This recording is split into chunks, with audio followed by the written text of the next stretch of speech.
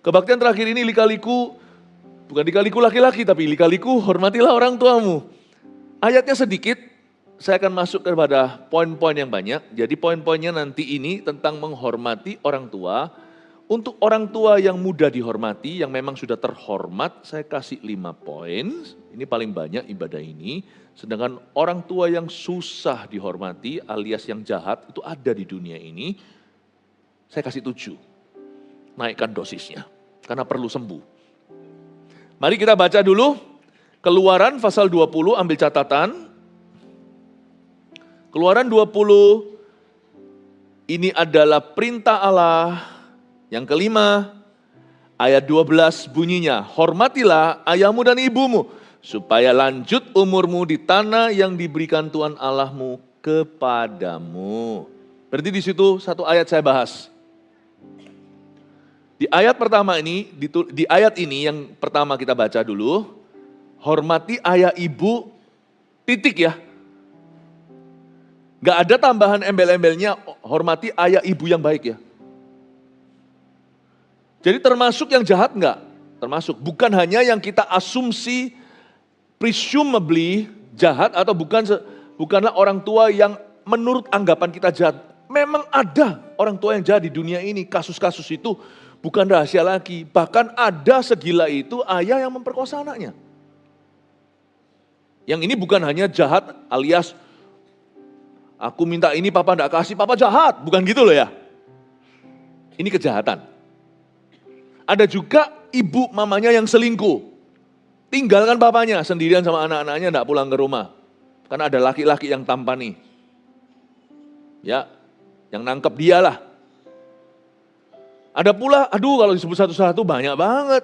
Mungkin juga, enggak usah jauh-jauh, sebagian di antara kita ngalami hal-hal serupa. Sebagian, tidak banyak, puji Tuhan karena semua ada orang gereja. Tapi ada di antara kita backgroundnya seperti itu. Hormati ayah ibumu tuh titik. Sebenarnya nggak titik sih, pakai koma. Hormatilah ayahmu dan ibumu supaya ada kelanjutannya. Lanjut umurmu di tanah yang diberikan Tuhan Allahmu kepadamu. Ada urusan panjang umur dan properti di dalamnya. Supaya kamu umurnya panjang dan awet muda. Bukan hanya usia, tapi di tanah. Jelas-jelas ada lokasi, ada alamatnya. Yang diberikan Tuhan Allahmu kepadamu. Jadi persoalan misalnya orang tua, mertua, misalnya jangan terlalu cekcok soal itu. Kalau Anda mengasihi pasangan Anda akan dukung dia untuk menghormati orang tuanya. Kalau Anda cinta loh ya, bukan cinta orang tuanya, cinta pasangan Anda. Sebab kalau kita menantang pasangan kita dan membuat dia terhimpit, pilih papa mama atau gua, kita sedang membunuh dia, karena Tuhan berkata panjang umur yang hormat ortu, orang tua. Kamu hormat sama orang tuamu. Supaya aku bisa memilikimu untuk waktu yang sangat lama. Paham ya? Bukan berarti orang yang mati muda selalu ada hubungan dengan tidak menghormati orang tua, juga enggak gitu. Jangan jadi orang yang picik. Ada beberapa orang yang sangat baik. Ada beberapa jemaat pula yang meninggal muda, entah kenapa saya ada tanda tanya, saya tanya Tuhan suatu hari di sorga.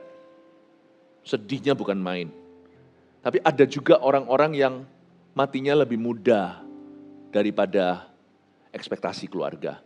Padahal tidak ada celah soal menghormati, soal mengasihi. Tapi ayat ini juga warning kita, peringatkan. Bahwa dosa ini kalau kita langgar, firman ini kalau kita langgar jadi dosa, itu ada konsekuensinya. Konsekuensinya itu berurusan dengan umur, usia, dan juga properti yang Tuhan beri. Nggak akan bisa hoki. Beneran itu. Susah jalannya. Susah jalannya. Orang tua boleh salah, ini saya bicara dari sisi anak dulu, anak muda atau mungkin di sini juga sudah tua. Kita tetap harus meresponi Allah dalam kebenaran. Nanti saya kasih praktisnya seperti apa, menghormati orang tua yang terhormat. Poin ada 5, menghormati orang tua yang tidak atau kurang terhormat. Poin ada 7, supaya sembuh. Praktis firman Tuhan, harus ada solusinya kan? Bukankah itulah inti dari pesan pengembalaan? Hormati ayahmu dan ibumu, supaya lanjut umurmu di tanah yang diberikan Tuhan Allahmu kepadamu. Jangan jadi saingan antara pasangan kita yang sudah menikah misalnya, kamu papa mamamu terus, gitu ya. Tapi juga harus berhikmat, jangan bangkitkan cemburu yang tidak perlu. Ya kalau memang betul, ada betulnya tuh, selalu papa mamanya terus, selalu orang tuanya, nggak pernah urusi suami sendiri, nggak pernah urusi istri. Kalau nggak seimbang ya jangan salahkan. Kita memang menciptakan suasana tidak kondusif itu. Tapi itu pun kalau ada di antara kita sebagai pihak yang dirugikan, tetap ada caranya sih ngomongnya. Nggak dengan langsung ngamuk dan emosi, tetap bisa kasih masukan. Doakan, ada caranya, temukan caranya. Sebab dalam Kristus itu adalah jalan, selalu ada jalan. Nggak mungkin Pastor Philip nggak tahu suamiku atau istriku ini bebal banget. Bebal pun bisa dikandani kok, belajar itu coba dari satu orang yang bebal itu. Abigail istrinya pun bisa omongin. Ada caranya. Tapi kalau keras-kerasan ya nggak akan berakhir di mana-mana. Kita bisa pakai kelemah lembutan. Orang lemah lembut itu bahaya loh. Justru dia bisa cubit di tempat yang betul-betul sakit. Orang yang marah-marah itu biasanya membabi buta. Mukul kemana-mana, tapi nggak pernah sama sekali kena sasaran. There is another way. Selalu ada cara. Dalam Tuhan itu nggak pernah kehabisan cara. Jangan percaya setan yang beritahu, nggak ada, sudah jalan buntu. Nggak ada jalan buntu. Yesus itu namanya jalan, akulah jalan. Amin Bapak Ibu. Saya harap Anda bisa melihat kalau ini ada urusan di antara misalnya mamamu, mamaku, mama mertua, mama kandung, itu papa mama itu jangan jadikan sengketa.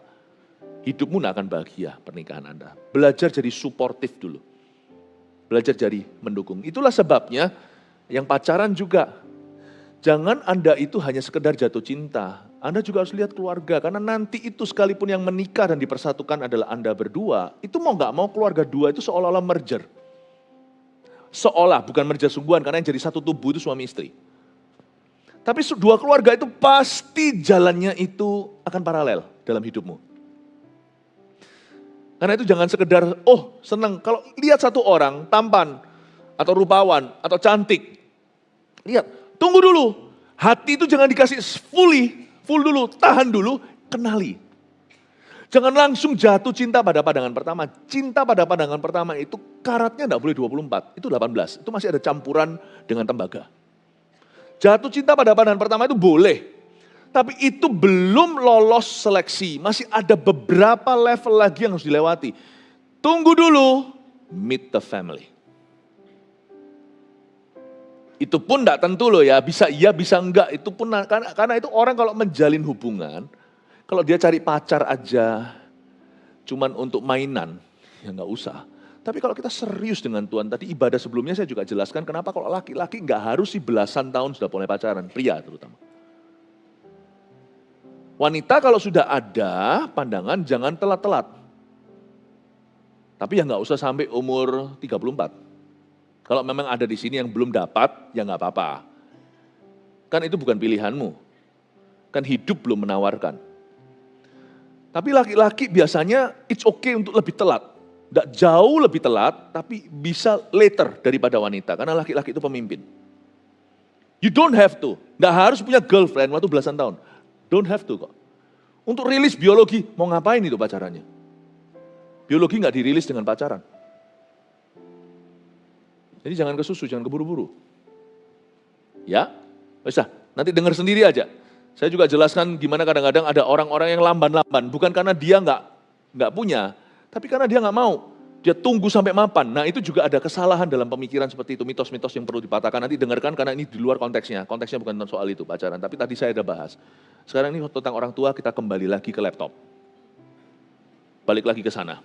Ya. Saya harap Anda mengerti bahwa kita tidak perlu jadi saingan orang tua pasangan kita. Kita harus dorong kalau kita cinta pasangan kita. Cuman yang jalani juga harus tahu diri. Kalau pasangannya sudah dorong suportif itu jangan makan rempah padahal dikasih hati. Udah dikasih hati makanya rempah diambil sekalian, jangan aji mumpung, harus kira-kira. Makanya tadi saya juga ajarkan. Misalnya kalau yang bersangkutan ini anak kandungnya kepingin beri papa mamanya, misalnya kalau Anda diberkati, Kalau ngos-ngosan ya jangan, karena tugas Anda utama itu adalah untuk keluarga immediate-mu dulu. Untuk keluarga, pernikahan Anda itu terpisah. Dan sang laki-laki akan meninggalkan ayah dan ibunya dan bersatu dengan istrinya. Itu unit sendiri. Nah misalnya suatu hari ada kelonggaran, Anda bisa kasih, Anda kepingin kasih 50. Yang menantu, tahu diri dong, itu orang tuanya dia. Jangan mau terima di 50, bahasa kasihmu harusnya enggak 100 tah. Yang kandung, jangan berkata, aji mumpung, yes 100 akhirnya. Kenapa harus mengorupsi suami sendiri? Itu kan dari jeripayanya dia. Turunkan harga. Janganlah 50 aja. Biar berbantah-bantah. Bukan sebaliknya. Banyak banget. Bukan. Yang mau ngasih kurang-kurangi. Tahan-tahan. Kekang. Yang bukan kandung tahu anaknya terbeban. Tambahi. Karena kalau itu orang tuamu pasti kurang. Itu orang tua dia. Kurangi. Kurangi kalau bisa. Itu mentalitas manusia. Jalan di mil kedua itu berarti pakai roh yang berlawanan. Semoga Anda bisa ngikuti ini ya. Misalnya, saya mau kasih papa mama saya.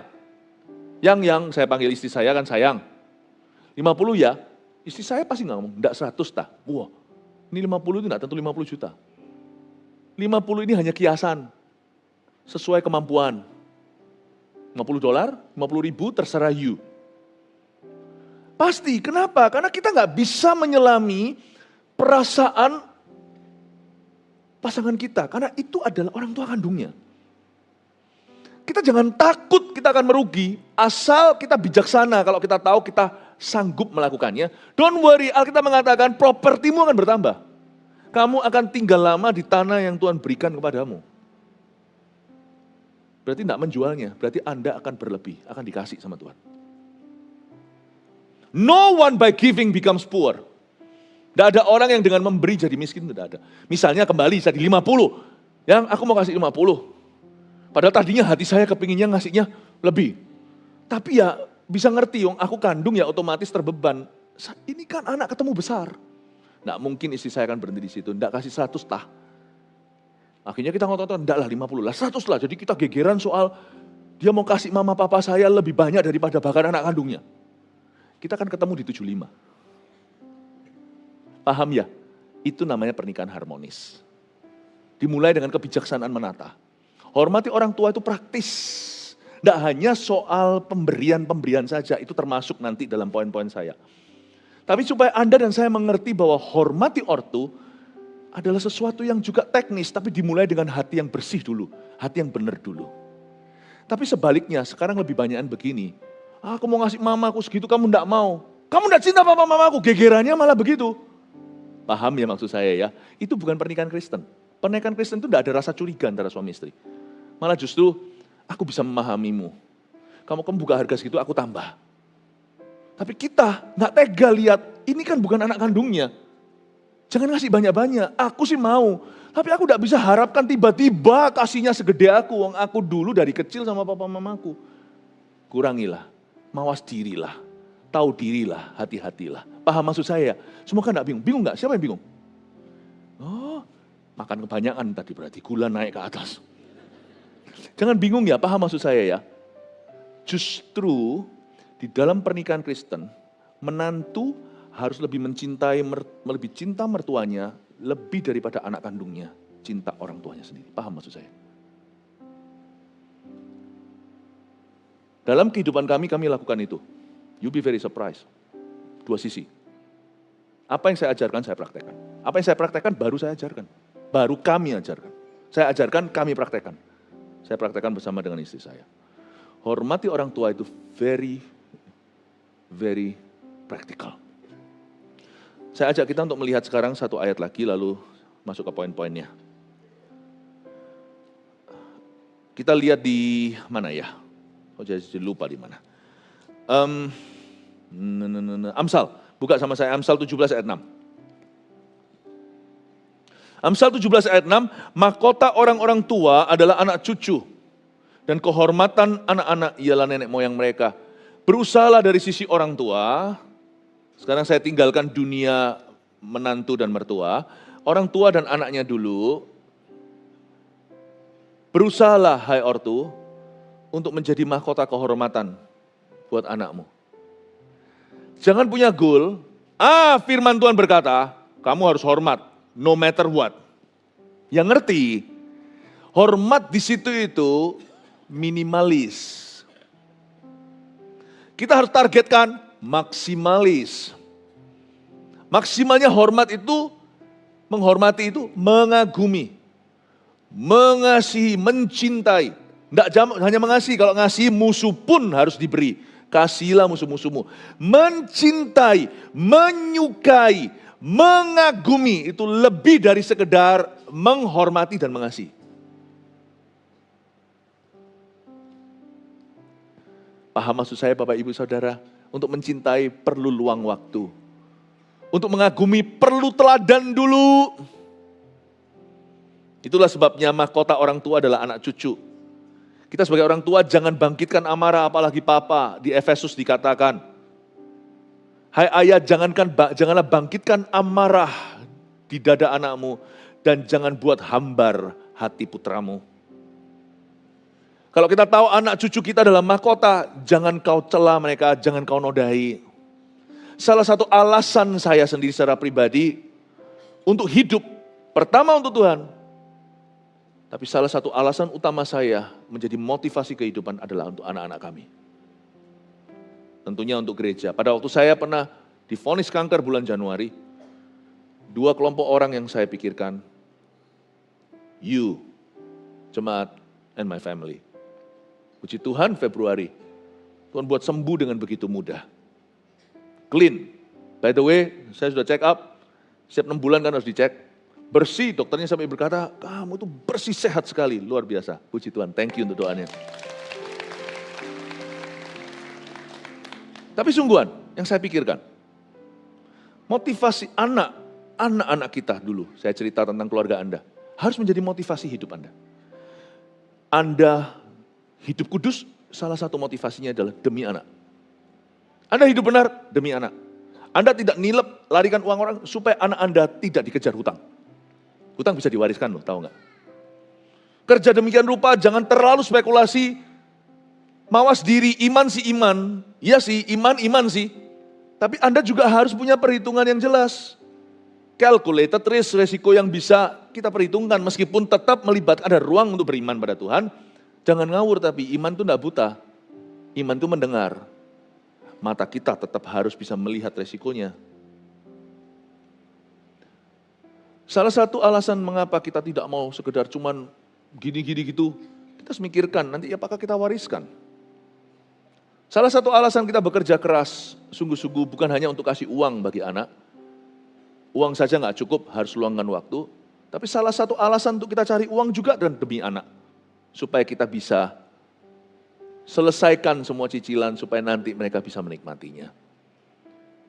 Kalau Anda tahu bahwa anak Anda itu adalah mahkotamu, jangan berhenti sampai taraf di mana mereka terpaksa menghormati karena firman Allah berkata. Kasih mereka alasan dan peluru berlebih-lebih supaya mereka tidak berhenti sampai harus menghormati, tapi sampai mereka itu sungguh-sungguh mengagumi. Jangan selingkuh. Karena selingkuh itu membuka celah di family tree atau pohon keluarga. Itu lebih mudah terjadi. Coba bayangkan orang selingkuh misalnya papanya. Itu kalau dia punya anak anak cowoknya otomatis akan guard down. Pasti dia tidak sedefensif itu terhadap perselingkuhan. Papa aku aja.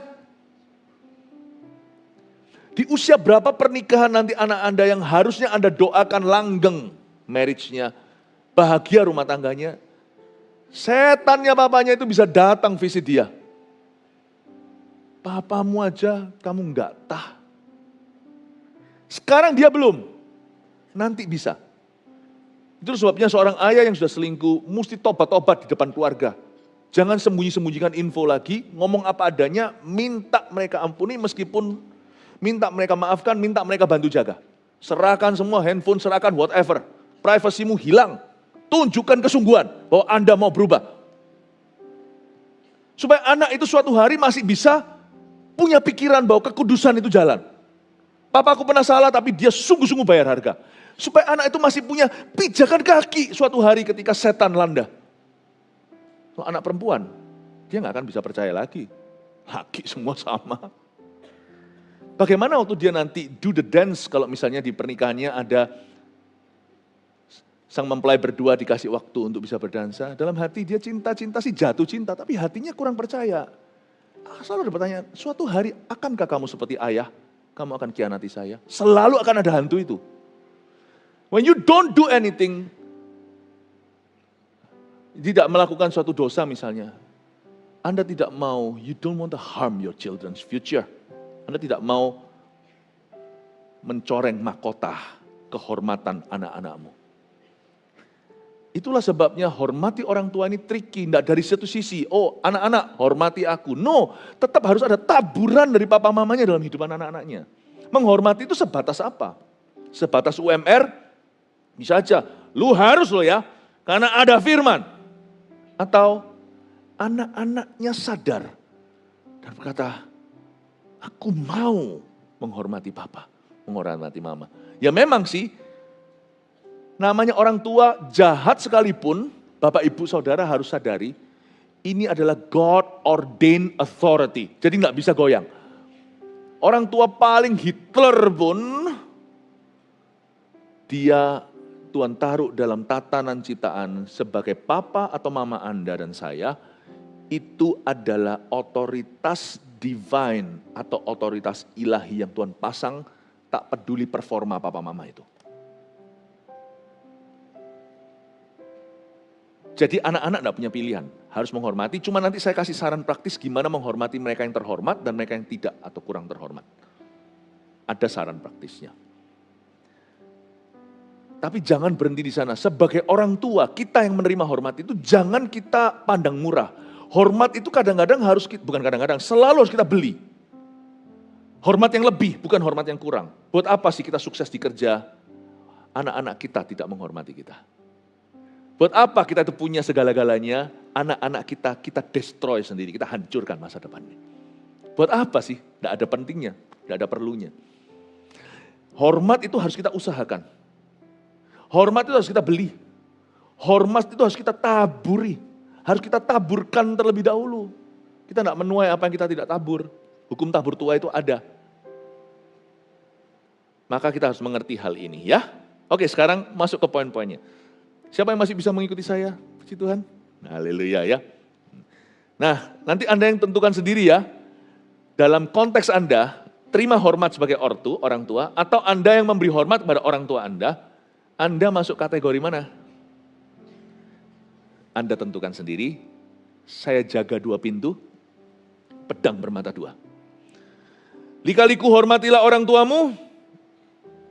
Kita lihat Romawi pertama, cara menghormati orang tua yang terhormat. Satu, ini yang terhormat ya, orang tua yang mengagumkan. Aku cinta papa mama. Bahkan kadang-kadang kalau kita berlebihan, kita bahkan bisa tuntut pasangan kita. Lu kok gak kayak papaku sih? Nah, ada yang begitu. Makanya buah roh tetap harus dipasang. Kasih memang terbesar. Kasih, sukacita, damai sejahtera ada 9. Tapi kasih yang berlebihan sampai merembet menjadi komplikasi buat suami alergi. Kamu kok gak seperti papaku? Makanya itu buah roh yang nomor 9 namanya penguasaan diri. Jangan salah penempatan. Kasih pun kalau dipraktekkan dengan cara yang salah, tidak jadi berkat saudara. Ini tipe dulu orang tua yang terhormat. Mereka yang sungguh-sungguh bisa membuat hati anak-anaknya terkagum-kagum dan look up. Satu, sudah keluar dulu. Ekspresikan cinta. Mereka layak menerimanya. Ini bukan kasih ya, kalau kasih itu musuh juga dapat. Cinta. Mesti loh, ini orang-orang timur, bukan Surabaya Timur, orang-orang dunia timur. Ini kekurangan kita. Kita itu kurang ekspresif orangnya, kita terus terang. Kenapa banyak relationship itu kaku? Kenapa? Karena kurang ekspresi. Penting loh itu ekspresi. Jangan kita anggap gampang loh, gak apa-apa, yang penting pokoknya Apalagi zaman sekarang sudah ada bahasa kasih. Bahasa kasih kan gak cuman I love you, touching, gak hanya itu kan. Udahlah jangan percaya gitu-gitu.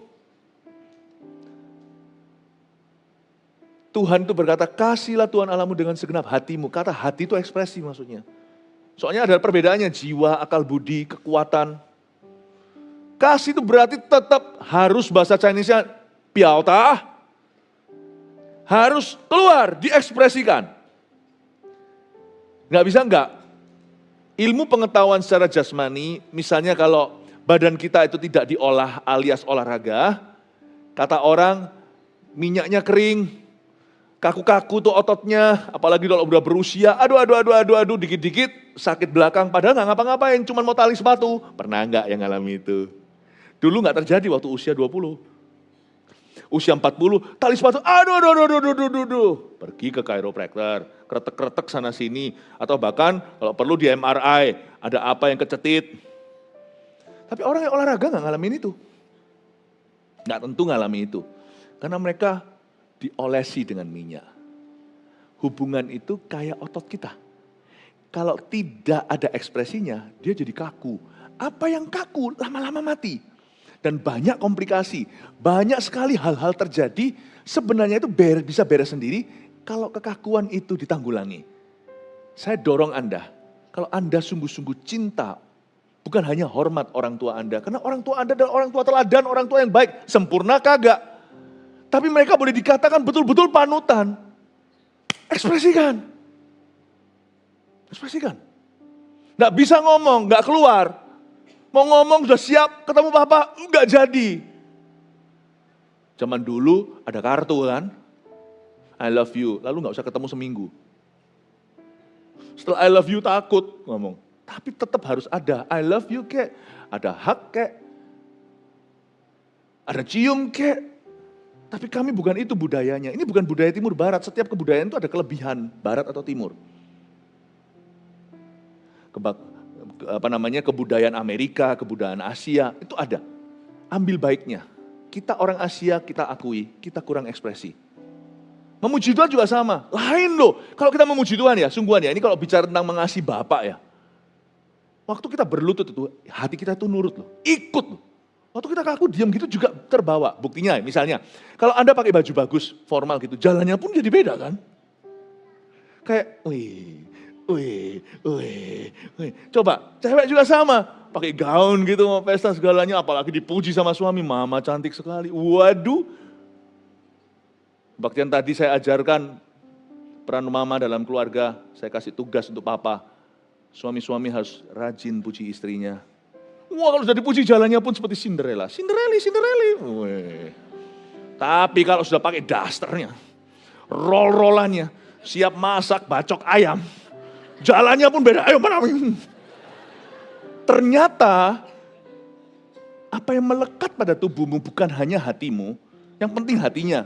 Enggak tentu. Itu pengaruh. Itu pengaruh. Ekspresi kita akan mempengaruhi semua dunia perasaan kita terhadap orang itu. Saya kalau sama Tuhan, kalau memuji Tuhan, saya sungguh-sungguh. Karena saya tidak mau dijajah oleh situasi. Kalau saya berlutut sungguhan itu tiba-tiba. Bukan saya ini cengeng nangisan, tapi waktu saya berlutut, itu hati saya itu turut ikut. Ikut turun juga. Seperti gampang merendah, gampang boswe, gampang broken. Broken heart bukan karena sedih. Broken hearted karena terharu. Waktu saya memuji Tuhan dengan tepuk tangan, hati saya itu kayak ikut ngangkat. Seperti ada sedot dari atas. Seperti hati saya itu lifted up. Wush. Haleluya. Tapi coba ya, muji Tuhan ya, sekali-kali coba. Sebentar aja, jangan lama-lama, nanti WL-nya salah sangka. Coba waktu muji Tuhan, semuanya nyanyi ya, kayak tadi itu ya. Anda gini. Coba, semua hatimu ikut kaku, beku di dalam hatinya. Semua firman mendal. Anda kasih firman apapun, teng. Begini. Coba. Ayo coba deh, ayo semua. Bangkit berdiri, nyanyi satu lagu sama-sama ya jemaat ya semua. Ini harus diajari ekspresi nih rasanya semuanya nih ya. Kasih satu lagu, Esra sini Esra. Saya minta kita semuanya lakukan ini sekali lalu bertobat rame-rame, enggak akan lakukan lagi. Esra sini Esra, nyanyi satu lagu. Apa ya? Lagu apa ya? Semua ya. Jemaat GMS di mana-mana, yang rooftop juga. Saya lihat Anda loh ya. CCTV saya itu hati, saya bisa lihat Anda. Sio, ayo semua tapi. Oke, semua gini ya. Betapa kasihan Esra. Dia pulang merasa gagal dia. Kasih. Yesus, Ayo guys.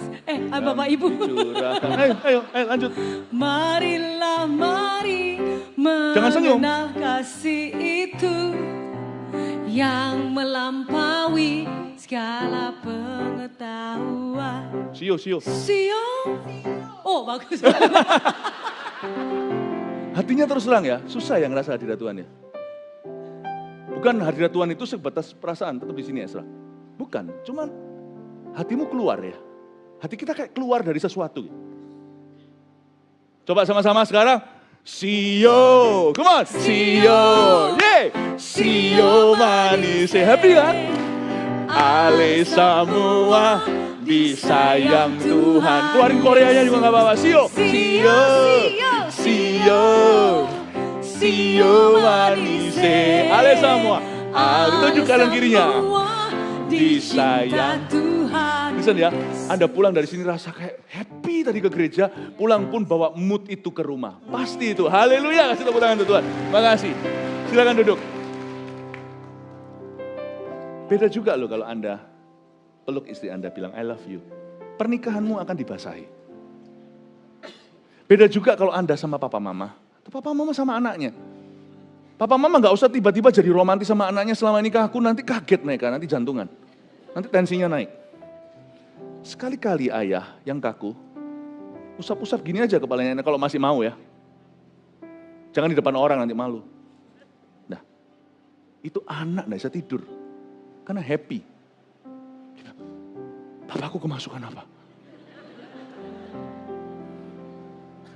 Ekspresi. Bertobatlah dari expressionless. Karena apa yang kita tidak ekspresikan akan mati bersama kita. Amin Bapak Ibu Saudara. Kalau Anda cinta orang tua, kembali ke ortu. Tolong ekspresikan. Kristen atau bukan. Kalau mereka itu layak kita hormati. Lebih dari itu, cintai. Jangan berhenti sampai hormat. 2. Tunjukkan respect. Ini nggak cuman bicara tentang cinta, tapi respect. Beda antara honor and respect. Honor itu hormati. Apapun terjadi, nggak boleh kurang ajar. Respect itu kayak, angkat topi. You dapat respect saya. Tunjukkan respect lewat tindakan, kata-kata. Tunjukkan pada orang tua Anda bahwa the privilege is yours. Tunjukkan respect itu bisa, misalnya, cinta si cinta. Janji sama papa mama, datanglah lebih awal.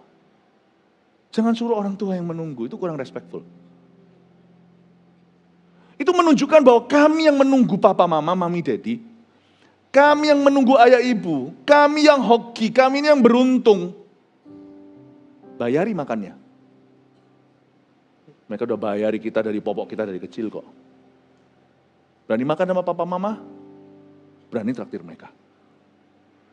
Tunjukkan respect. Saya pernah sekali dulu waktu di dunia barat, melihat teman saya. Ya, menurut teman saya, dan papanya duduk di depan, ini bukan orang Indonesia, kakinya di atas gitu. Ya ini bukan soal culture sih, bukan kebudayaan. Menurut saya bilang ada batasnya. Saya bilang, taruh kakimu. Teman saya di sekolah Alkitab, pas papanya lagi kunjung gitu, duduk sama-sama gitu, kaki diangkat di atas gitu. Enggak semua orang barat begitu. Demikian pula tapi orang timur lebih konservatif. Saya bilang, taruh kakimu. Di kebudayaan saya, kaki ngarah ke orang tua gitu aja sudah nggak hormat. Memang aku hormat kok. Ya I know you honor. Ya show respect lah. Kamu nggak akan gini kan nanti kalau sama presiden datang. Ini papamu lebih dari presiden. Ini mamamu. Ya. Tunjukkan respect itu dalam hal-hal yang praktis. Singkat aja, saya nggak perlu kasih satu contoh. 3. Mau tahu dunia mereka. That spells honor. Mau tahu. Ini termasuk untuk orang-orang muda, bukan hanya orang muda semua kita, Tapi orang muda juga sama, nggak mau tahu dunianya papa mamanya. Kalau di sini ada anak-anak muda yang belum menikah, apalagi masih lebih remaja misalnya, kalau ada orang tua Anda, mau tahu gitu, tanya how are you? Ngapain hari ini papa, mama? Dengarkan. Mau tahu, itu akan mengejutkan, itu akan memperbaiki relationship, itu akan mengencangkan dan mengokohkan sebuah hubungan. How are you itu enggak boleh basa-basi. Kita diajari waktu bahasa Inggris dulu. How are you? I'm fine, thank you. How are you? Yes, are you. Enggak ya. How are you? I'm fine, thank you. Jangan jawabannya klasik. Apa kabar itu berarti kita siap untuk dengar ceritanya. Mau tahu dunia mereka. Teman papa mama datang kalau ini masih remaja. Jangan HP-an terus taruh. Kenali ini om siapa, ini tante siapa. Anda tidak perlu hafali. Aku tidak berkepentingan kok. Tapi kalau papa dan mama Anda itu Anda hormati. Berarti dunia mereka berarti buat Anda. Be interested. Begin to know their world. Yang ingin tahu gitu loh, dunia mereka. Karena itu, kita tunjukkan interest itu, bukan pura-pura. Papa itu berharga, mama ini berharga untuk aku. Jadi meskipun aku gak ngerti dunia papa mama, dan jangan campuri loh ya, jangan sampai terlalu nyaman, sampai papa mama ngomong, wah ikut-ikut di tengah-tengahnya. Lalu gak ditanya opininya, iya betul om. Loh, papa mama lagi ngomong sama temannya langsung betul om, aku juga mikir begitu. Siapa yang peduli pikiranmu? Anak muda, gitu ya, misalnya ya. Misalnya, enggak usah kaku, cuman kita juga harus tahu diri, tidak butt in, tidak interupsi pembicaraan orang-orang yang lebih dewasa dari kita. Tapi mungkin kalau sekarang misalnya Anda sudah menikah, papa mama sudah tua, mengenali dunia mereka mungkin beda. Sekarang dunia Anda yang bertambah, dunia Anda yang happening, yang terjadi.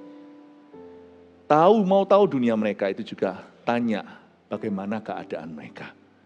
Dan juga sebaliknya, kalau dunia kita sekarang yang terjadi, libatkan mereka di duniamu. Cerita sama mereka duniamu seperti apa. Nanti kita akan masuk ke poin salah satunya, terakhir-terakhir nanti, minta opini mereka. Itu mereka akan hargai. Yang keempat dulu, setelah yang ketiga, bantu keperluan mereka. Ini untuk orang tua yang terhormat, jangan berhenti sampai basics. Kita harus belajar membantu mereka beyond basics. Tuhan berkata kalau kamu berniat, jikalau engkau berniat untuk menghormati ayah ibumu, aku akan memberkati tanah yang kuberikan kepadamu. Sebenarnya menghormati orang tua itu Tuhan sudah pinjamkan peluru. Karena itu perintah Allah, Tuhan yang akan provide. Enggak usah perhitungan, oh Tuhan yang kasih. Enggak, kita berebut sama Tuhan, padahal semua itu dari Tuhan. Tuhan juga akan berebut, karena orang tua Anda dan saya, apalagi yang terhormat itu adalah anak-anaknya. Waktu kecil kita dititipkan mereka, tapi kalau sama-sama hamba Allah, waktu tua mereka dititipkan ke Anda, ke kita. Bantu keperluan mereka, beyond their basic needs. Jangan berhenti sampai basics. Tapi itu sekali lagi perlu dengar khotbah saya tadi. Jangan jadi gegeran. Karena apa yang saya ajarkan ini kalau tidak ada tuntunan, maka nanti suami istri akan pakai ayat ini untuk gegeran. Loh itu loh disuruh ngasih papaku. Kebanyakan. Nah jadi gegeran. Makanya tadi saya di awal-awal sudah kasih disclaimer-nya dulu. Tapi intinya kalau orang tua itu terhormat, maka Anda dan saya mesti berbuat lebih. Jangan perhitungan sama Tuhan. Karena Anda akan diberkati, kata firman. Saya nggak perlu kasih embel-embel berkat. Saya nggak perlu dikasih iming-iming janji. Saya tetap akan menghormati. Karena mereka adalah orang tua saya. Tapi Tuhan itu baik sekali. Tuhan tahu batas-batas kekuatan kita. Dan Tuhan juga tahu situasi kondisi kita yang kadang-kadang tidak memungkinkan. Tuhan bilang, lanjut umurmu di tanah yang kuberi. Aku akan memberkatimu dengan properti. Itu luar biasa. Properti itu tidak tentu rumah. Siapa bilang properti real estate? Tapi hak milik. Aku akan menambahkan sesuatu yang bisa kamu bagikan. Bahkan aku tidak akan berhutang sama siapa-siapa. Aku akan tambahkan. Supaya orang bisa melihat penyertaan Tuhan atas orang-orang yang taat pada perintahnya. Amin Bapak Ibu Saudara? Setuju? Yang kelima, jujur kepada mereka. Jangan pernah bohongi orang tua. Tiga, jangan pernah bohongi. Tuhan, kalau Anda sudah menikah, suami atau istri Anda, never lie. Tidak boleh. Dan orang tua, jangan pernah bohongi. Ya, jujur pada mereka, karena mereka pasti akan menghargai kejujuran kita. Sama orang tua dibangun hubungan bisa terbuka. Sekali lagi, kategori orang tua terhormat. Gimana dengan orang tua yang selama ini melakukan kejahatan? Jujur dengan mereka, waduh saya pernah sekali, karena namanya saya ini sebagai pendeta hamba Tuhan menangani berbagai kasus. Ada juga orang tua yang sungguh-sungguh jadi lintah darat anaknya. Wah habis-habisan tuh, bener-bener apalagi yang manipulatif, lebih ngeri. Itu ada, kok bisa ada gitu, ternyata saya kira hanya ada di sinetron. Itu sampai dia terbuka ngomong dia punya duit berapa, diminta semua. Pinjam, tidak peduli anaknya gimana. Apalagi kalau orang tua sudah masuk ke hal-hal yang sifatnya gambling. Ya ampun deh, sungguhan. Anak pun kalau bisa, jangankan hartanya, anak dijual dia mau. Ya jangan bodoh. Jujur di sini bukan berarti beritahu mereka yang tidak perlu tahu. Jujur di sini adalah jangan bohongi, jangan tipu mereka. Never do that. Karena berkat Tuhan tidak akan mengikuti orang-orang demikian. 6, minta opini mereka. Nah ini adalah banyak masalah yang terjadi sekarang di zaman edan, di antara orang-orang muda di zaman ini.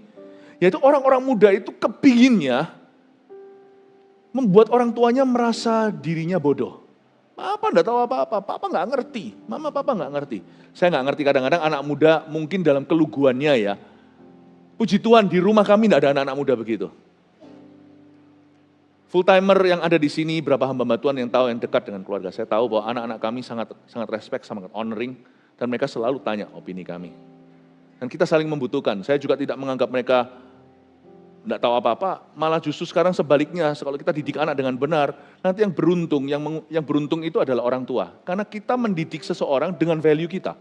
Tapi di dalam diri mereka, nilai-nilai yang kita tanamkan itu bisa komplikasi menjadi sesuatu yang bahkan kita sendiri tidak berikan ke mereka.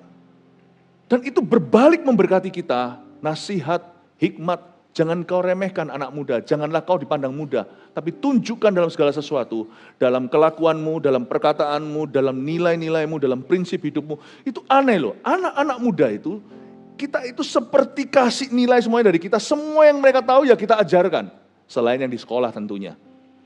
Tapi herannya di taraf tertentu, mereka bisa punya hikmat. Dari mana saya nggak tahu, saya cuma pasang biji, keluarnya mestinya sama-sama jeruk, tapi dia jeruk Bali.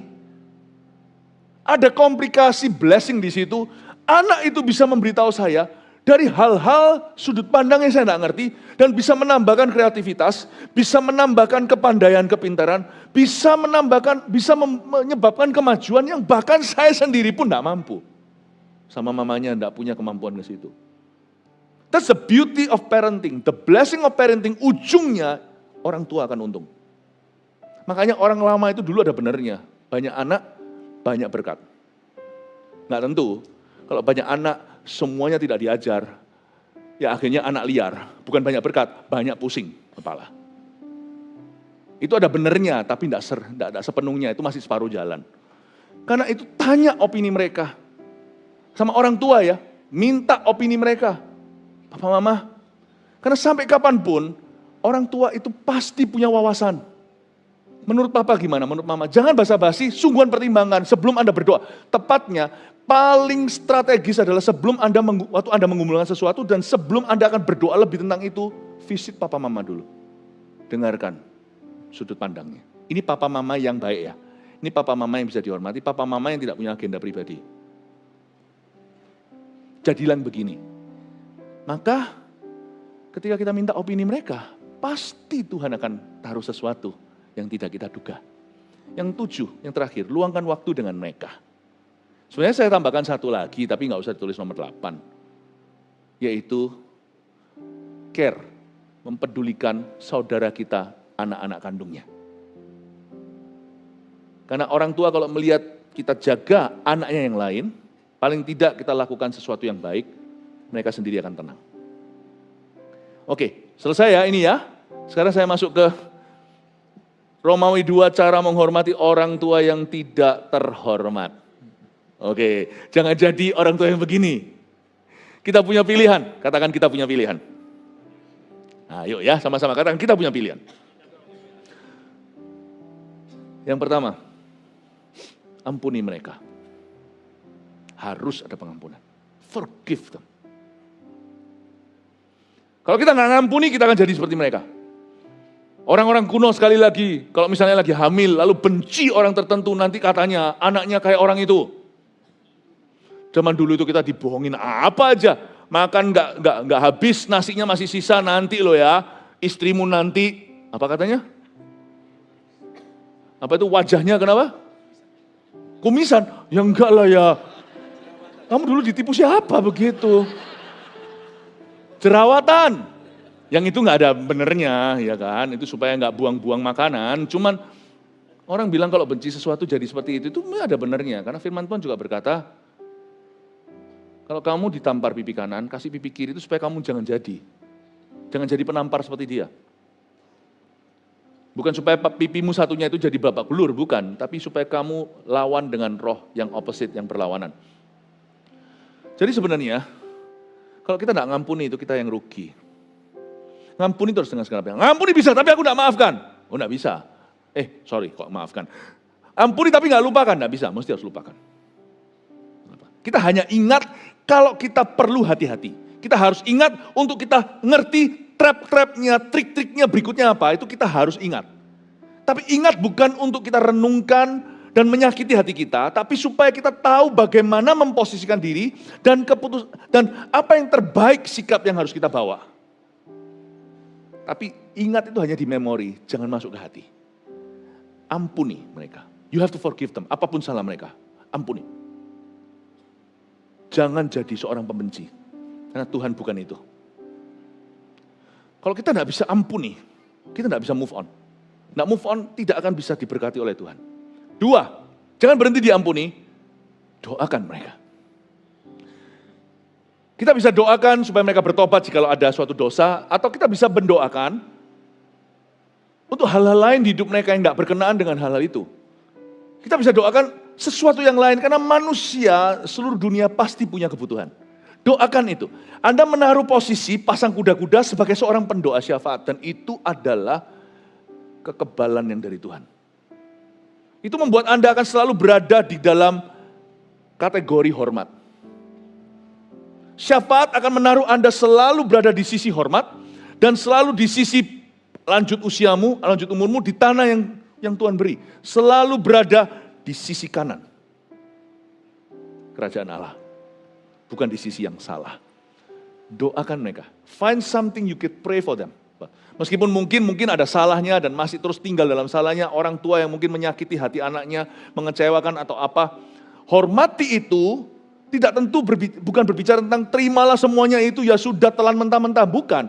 Tapi aku tolak, aku akan menaruh posisi di sisi belas kasih, aku tidak akan lihat kesalahan itu atau kerugianku, maka aku akan cari sesuatu yang bisa aku doakan. Itu ayat juga bisa kita terapkan untuk musuh kita, doakan musuh-musuhmu.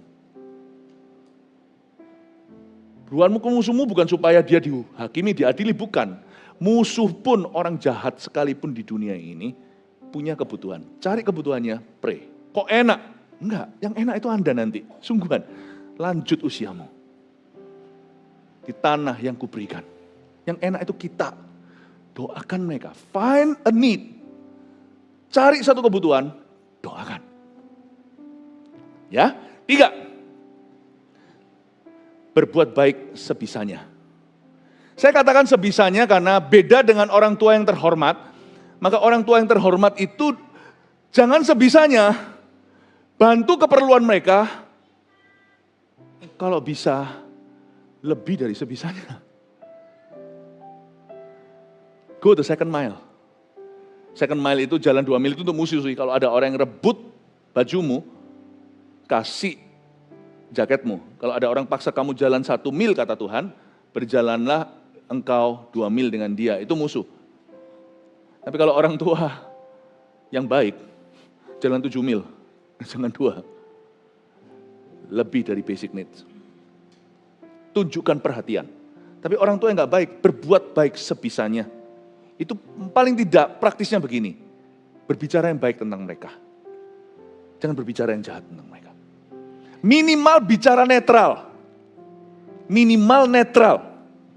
Ya, misalnya kalau ada seorang ayah yang pernah lecehkan anaknya sendiri, nah gimana kalau anak itu punya keluarga? Karena ada hamba Tuhan yang kayak gitu di Amerika yang pernah kesaksian.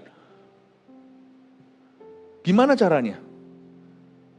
Anaknya, ya sudah, tidak perlulah anak tahu, emangnya bisa apa? Bisa rewind kembali, kembaliin history, lalu bisa memperbaiki kesalahan itu nggak mungkin. Cukup menjaga supaya jangan terjadi, kalau memang ada kejahatan, ini kalau ini kasusnya beda, maka anak Anda cuma perlu tahu hal-hal yang netral tentang atasnya. Nenek atau moyangnya itu, Anda cuma beritahu. Bicara netral at least. Atau Anda juga bisa injili mereka kalau mereka belum bertobat terima Tuhan. Juga bisa menyediakan basic needs, kebutuhan-kebutuhan dasar yang seperti apa. Tak peduli kalau seorang itu pernah menyakitimu, apalagi kalau itu sudah bunyinya ortu. Sakit, obatkan. Obatin. Nggak bisa makan, mungkin nggak semua orang sampai ke parah itu, tetap sandang pangan papan. Papan itu bukan berarti Anda harus belikan rumah apa, enggak, tetapi jangan tinggal di jembatan. Sandang pangan papan, enggak bisa. Itu akan menjadi testament kesaksian sebagai anak Tuhan. Obatkan. Kasih yang terbaik semampunya Anda. Enggak peduli siapa, Anda yang urus medisnya. Tapi jangan hutang, kalau Anda sendiri enggak mampu ya tetap harus sesuai dengan kemampuan. Jangan gegabah. Amin. Ada seorang dulu, kasus-kasus lagi, saya enggak tahu, Anda enggak tahu, ini semua saya selalu pakai yang luar negeri, yang pernah saya hadapi. Ada orang papanya itu dari sejak dia kecil itu mabuk dan suka berantem dan dia pukuli mamanya sampai cerai. Sekarang anaknya itu masih punya hubungan dengan papanya karena tetap gimana pun ayahnya. Tapi sampai sekarang juga enggak tobat, tua pun semakin tua semakin menjadi tetap alkohol jalan. Alkohol murahan, kalau mahal dia sudah nggak bisa beli, karena orang kalau sudah kena kecanduan nggak mungkin bisa sukses pekerjaan. Apa yang terjadi akhirnya? Si anak-anaknya dia itu kepingin ketemu grandpanya. Dia telepon, dia beritahu. Ini kejadian sungguhan karena saya juga memberikan saran waktu itu. Saya beri saran, telepon dulu, beritahu, Papa, aku mau ajak, Dad, aku ajak anak-anak untuk ketemu grandpanya. Jamnya janjian, Anda harus tahu bahwa dia waktu waras baik, tapi kalau sudah high, dia bahaya. Papa singkirkan alkoholnya, kalau enggak gitu saya enggak datang bawa cucumu. Dan jangan datang sendiri, harus ada lakinya. Tetap harus pertemukan dengan grandpanya, dengan kakeknya. Tapi Anda juga jangan stand in harm's way, bahasa Inggrisnya. Jangan Anda berdiri di jalur bahaya. Sebab Anda juga punya tanggung jawab. Anda dulu celaka, untung masih bisa hidup hari ini. Anda jangan mencelakakan anak, karena itu tanggung jawab Anda. Dia tidak bertanggung jawab terhadap Anda harus bertanggung jawab sama anak Anda, betul kan? Telepon dulu, beritahu, singkirkan alkoholnya, tunjukkan dulu, fotoin dulu, sudah free alkohol, Papa sudah berbaju dengan baik semuanya, tak bawa ke sana, jangan sendirian. Husband must come. Ketemu sebentar, kalau Papa masih minum alkohol, saya tidak datang. Apakah kurang ajar? Tidak, karena ini orang tua yang tidak terhormat. Maka Anda perlu tegas, tapi tidak kurang ajar. Anda tentukan syarat, bukan untuk mengasihinya. Syarat untuk dia dapat berkat ketemu cucunya. Ini hikmat. Ya apa yang saya sampaikan ini mungkin tidak relevan buat semua. Tapi saya sudah kasih kisi-kisinya semua. Just in case dalam hidup ini Anda ketemu yang beginian, atau orang yang mendengarkan ini, semoga Anda dapat berkat. Keempat, coba mengerti tentang mereka. Nah ini susah. Bukan 7 ternyata, 5 aja. Nanti kekenyangan 7. 5 aja deh, pokoknya nggak usah lama-lama. Coba mengerti tentang mereka. Apabila ada sesuatu yang sifatnya menyakitkan, Anda tidak perlu sangkali dan bohong-bohongi diri. Salah ya salah, nggak usah dibumbui. Paling menjijikan adalah sesuatu yang bau disemprot parfum. Tapi Anda dan saya tetap sebagai orang percaya umat Tuhan bisa menemukan roh pengertian. Coba mengerti tentang mereka. Mungkin misalnya ini papa yang mabuk segalanya itu, dalam hati anaknya harus ketemu solusi. Kalau enggak, itu seperti nanah yang enggak bisa dicairkan, enggak bisa keluar. seperti darah beku, itu enggak baik. Karena itu dia harus bisa menemukan sesuatu yang dari hikmat roh Allah, waktu dia mendekat ke Kristus atau dapat nasihat dari orang benar, waktu dia itu masuk hadirat Allah atau baca firman, dia akan mendapatkan spirit yang meek and gentle, yang lemah lembut, dia akan mungkin bisa berkata begini misalnya, ya sudahlah, aku enggak bisa kembali mengubah sejarah, papaku tuh begitu, bahkan sebelum aku dilahirkan. Jangan taruh salah pada dirimu. Kalau memang itu bukan salahmu. Dan mungkin mama sebelum menikah juga papa sudah begitu. Saya ngertilah ya sudah, kasihan papa. Dari kecil memang enggak punya figur ayah. Coba mengerti dia. Kasihanlah, mereka orangnya memang keras. Mungkin dari kecil dulu siapa tahu memang dulu mengalami kekerasan. Memang mungkin sudah lihat teladannya dari atas semua, engkong semuanya itu sudah alkoholik. Ya sudahlah. Aku tidak berarti enggak apa-apalah dia pukuli mama. Ya enggak. Enggak apa-apalah dia lecehkan saya. Enggak. Gak apa-apa lah dia ngomong gini atau gitu, dia begini, dia usir saya, enggak. Itunya tetap, ampuni, tapi dia kenapa bisa tega, kenapa dia begitu, coba pahami. Cari roh pengertian, coba mengerti tentang mereka. Dia gini mungkin, saya lakukan itu dalam konteks yang paling mudah. Nyetir misalnya ada orang yang ugal-ugalan, lalu gak karun, lalu marah-marah. Kalau sama anak saya berkata, kok gitu ya Dad? Saya bilang, tenang aja. Saya ngomong gini juga bisa ngadem-ngademin. Kalau saya bilang, iya ya, sama-sama marah. Kita harus selalu berada di sisi pengertian, karena itu baik untuk kita. Saya bilang, nah, gak tahu kenapa dia begitu, tapi kamu nanti kalau suatu hari nyetir jangan ugal-ugalan gitu loh ya. Gak boleh loh ya. Mungkin ya, saya kadang-kadang ngomong gitu bisa ketawa loh anak-anak saya. Ini orang tadi pagi bangun digigit sama anjing tetangga. Dia pergi ke WC, gak bisa di flush.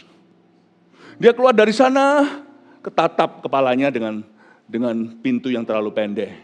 Mungkin dia tadi istrinya nggak kasih dia breakfast. Mungkin dia baru dipecat. Mungkin juga tadi waktu di keluar sana juga ya kan, naik motor misalnya helmnya dilarikan. Helmnya dicuri. Pokoknya he's having a bad day. We must somehow understand. Orang kok bisa kelakuan gitu, kok bisa marah-marah gitu. Yang pasti kamu jangan deket-deket mobilnya dengan orang yang kayak begitu. Kalau itu mobil, kendaraan, motor, mobil atau apa, hati-hati dengan orang yang kayak gitu. Tapi saya enggak marah sama dia. Mungkin dia having a bad day. Dia mengalami hari yang sangat buruk. Kita yang happy hari ini bisa family time. Dia itu mungkin enggak punya family. Istri saya, dia itu tahu orang itu? Enggak. Hehehe, dia bilang, ya sudah, ngertilah akhirnya mereka. Saya selalu punya imajinasi. Semua yang benar, semua yang mulia, adil, kudus, dan manis, pikirkan semua itu. Kalau enggak kita akan kepancing emosi, kalau enggak kita akan jadi orang kepahitan. Coba mengerti, coba kanan-kanan kiri, coba mengerti selalu. Ya, terakhir 5, belajar dari kesalahan mereka. When you become parent someday, suatu hari kalau Anda jadi orang tua, atau mungkin Anda sekarang jadi orang tua, jangan jadi seperti mereka. Itu poin 1, ampuni dulu. Kalau enggak ampuni, belenggu. Jadi pasti. Jangan jadi seperti mereka. Orang lain begitu sama Anda, orang Kristen pernah salahi Anda, atau bahkan pendeta pernah salahi Anda. Jangan jadi gitu suatu hari kalau Anda pelayanan. Orang tua pernah gini, jangan begitu. Suatu hari kalau itu giliranmu terhadap anak-anakmu. Amin Bapak Ibu? Oke, munculkan semua. Oh, semua sudah muncul. Tolong difoto. 1, 2, 3. Ingat-ingat ini. Haleluya. Semoga Anda diberkati.